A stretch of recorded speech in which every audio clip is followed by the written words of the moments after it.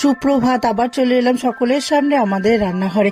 আজকে আমি মেথি চিকেন করে দেখাবো। তার জন্য একটা মশলা করব, গোটা জিরে, গোটা ধনে, মৌরি, গোটা গরম মশলা, গোটা শুকনো লঙ্কা, জয়িত্রী আর কসুরি মেথিটা শুকনো কড়াইতে নেড়ে ওটা ভেজে ঠান্ডা করে গুঁড়ো করে রাখবো। আর আমি আদা, পেঁয়াজ, রসুন, কাঁচা লঙ্কা এটাকে একটু পেস্ট করে নেব।